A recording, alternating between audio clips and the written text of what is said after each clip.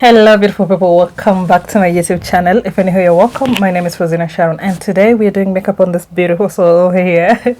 It was her graduation shoot, so she wanted to do a photo shoot for her graduation, and that is the look we're going to do today.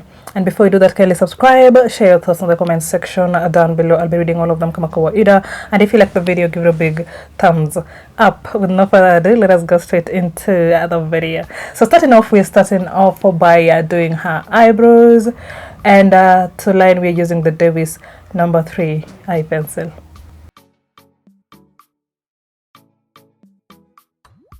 When it comes to working with clients with scarce eyebrows, avoid using too dark eye pencils, like the very dark eye pencils and gel liners. Avoid using very dark products, in other words, because it is going to take away from the visibility of her own natural eyebrows.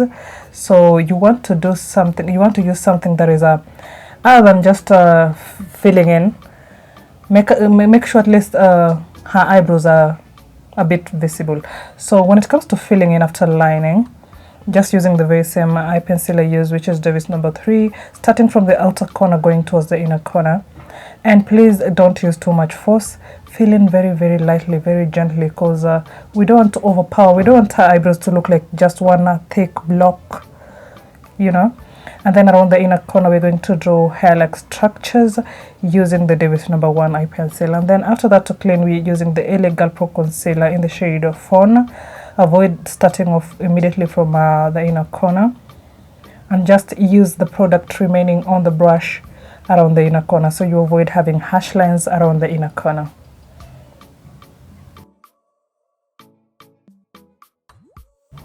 And then after that, for the upper side of the brow, we're going to use a foundation that matches her skin tone, so it's easier to blend in when we are doing her face later on.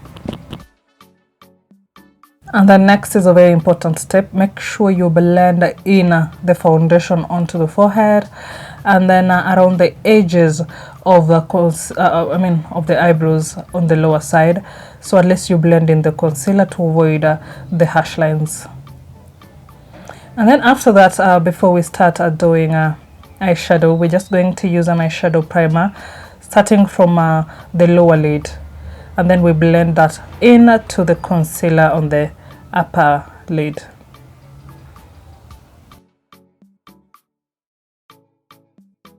And that when you're doing this, a little product goes a long way. So the product you started off with is enough to go all the way through. You don't have to add too much product.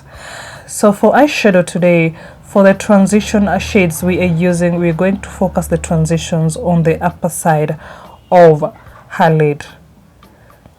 So starting off with the first transition, use a smaller brush for the first transition. And then after that, to blend in, we're using an earth tone. Blend in with a bigger brush, not too big, but a bigger brush than the one you started off with. And use circular motions and very little force. Small circular brush again when it comes to the transition shades. And then after that, we're just going to darken especially around the outer corner of the first transition we used. I don't know why my voice is acting up, sorry guys. And then after that, we're going to blend in the eyeshadow base we used on the lower lid. Please avoid using fresh product and doing too much around this area, because it already has a very good cut crease shape to it, so we don't have to do too much. And then for the cut crease shade we're going for is this one. It's from the James Charles palette. For all the products we have used on this look, kindly check the description box. And then we're just going to blend that in around the crease region, and around the inner corner of the crease we're going to use a brighter shade for that. And then after that, we're going to blend in the edge of we're going to use this very same brush we use to apply our first transition, and the product remaining on that brush is what we're going to use. Avoid using fresh product around when you're doing this. If you wanted to just have a very smooth blender, we don't want to darken that outer corner too much. And then after that, we're just going to add a bit of glow on the crease region. So I'm using a gold glitter liner and then blending that in to the eyeshadow, because she's going for a photo shoot today. I just wanted her eye makeup to look amazing. So yeah, that is why we're doing this. And then after that, we're going to draw a wing eye. So start off by just doing a line as close to her natural lash line as possible. And then after that is when now you start drawing a wing. So when you're drawing a wing, draw it going outwards. Emphasis on outwards. Okay? And then start off from the middle of the wing you drew, connecting it to the line you drew before. Because that line you drew before is going to be your guideline when it comes to how thick or thin you want your wing to look like. So, and then after that you can elongate the wing, or you can just make it short depending on how you want it. And then I added a bit of, sorry, that one is not in here, but I added a bit of white liner dots on top of the wing we did. And then here we're just going to cover up any fallout we have on her natural lashes before we apply falsies. And she wanted very natural falsies. She did not want the dramatic ones. So we're just going to apply wispies for her. She's not used to this dramatic eyelashes. Yeah, and then after that, we're going to draw a liner on her waterline, just on her waterline alone, before we move on to doing the face. Okay, so moving on to the face, we're going to start off with the ordinary hyaluronic acid. I added a bit of glow on it, a loose highlighter in it, just to give her skin a bit of glow. So I just mixed the ordinary hyaluronic acid and a bit of a loose highlighter just to illuminate her face, if that makes sense. Yeah, I wanted that glow for her today. Yeah. And then after you're done doing that, allow that to set in fast before you move on to moisturizer. So for moisturizer, we're using the Cerave hydrating moisturizer. This one comes with a sunscreen in it already, so you don't have to hassle when it comes to sunscreen. It is like a 2-in-1 kind of moisturizer, and I love it. So that is what we're going to use to moisturize our face today. Again, allow it to set after that first before you move on to primer. So next, for primer, we're going to focus the primer around the T-zone area. So around the corners of a nose, tap it in. For primer, tap it in until it is all absorbed into the skin first.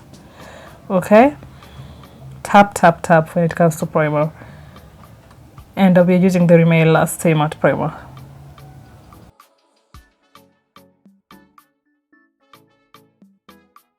So next, before we move on to foundation, I just wanted to conceal her dark circles on her under eyes first. That is why I'm using the color corrector.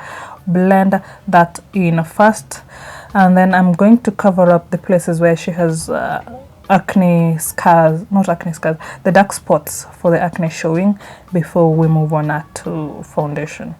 And then after that, for foundation, we are using the Maybelline Superstay foundation. I actually mixed 2 shades for this.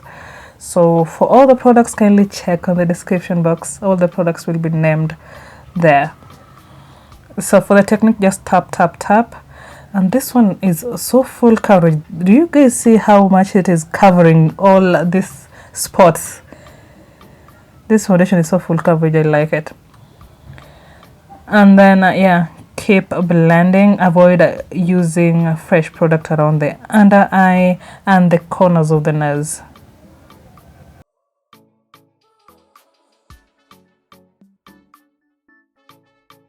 And then for the forehead, start off just above the eyebrows going up, so you avoid using too much product around the hairline. And then after that, we're going to cream contour, starting with the high points of the cheeks first to cream contour, and then after that cream contour her forehead. So we're just going to start by placing the cream contour first and then blending it in. For the blending technique, lift and drop. Lift your brush and drop, like lift, drop, lift, drop. That is the technique you should be using instead of just tap, tap, tap, tap, tap, tap. Lift and drop, lift and drop. It is going to blend in the cream contour better when you use that technique. And then after that, we're going to apply cream blush on the edge of the cream contour we applied before. And then again, the technique for the brush, lift and drop, lift and drop.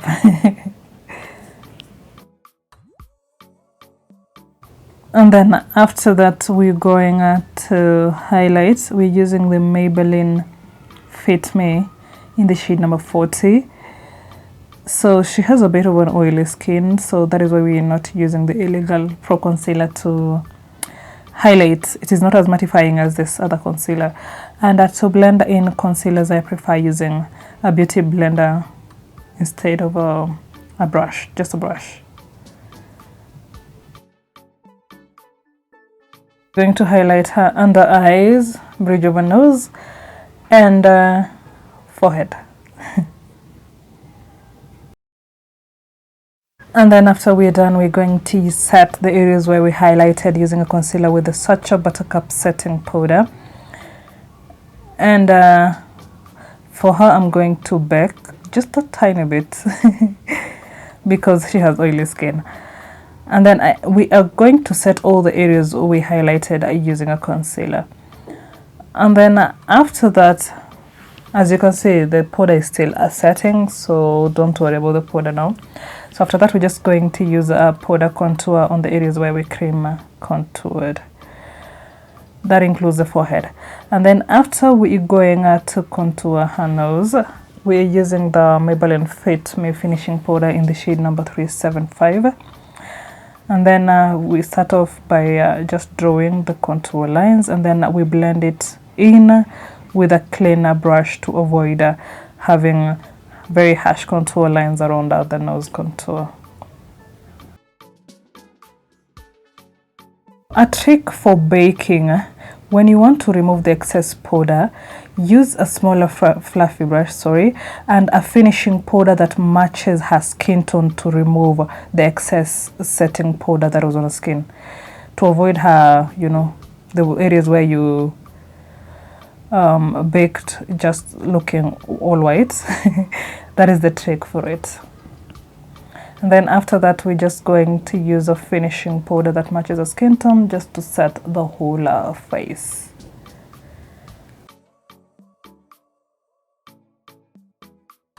And then another thing, if you have baked, make sure you use a dewy setting spray. Okay, do not use a matte setting spray when you have baked. Your whole face is going just to look like you're fresh out of the coffin. Use a dewy setting spray, so at least it sets the whole makeup in, avoids it looking too powdery, if that makes sense. So to highlight, we're just using the Juvias loose highlighter, and then after that, we wanted to give her a red ombre lip, and yeah, that is what we're going for.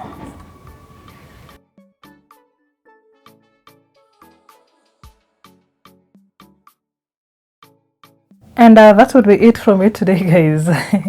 Here is a final look. Let me know what you think of the comment section down below. I love how happy she is. Love it. So guys, again, for the whole of January, I'm posting a video every day, so make sure you like the video when you see. Give a girl some motivation. Thank you so much for watching, guys. See you in my next video. Bye.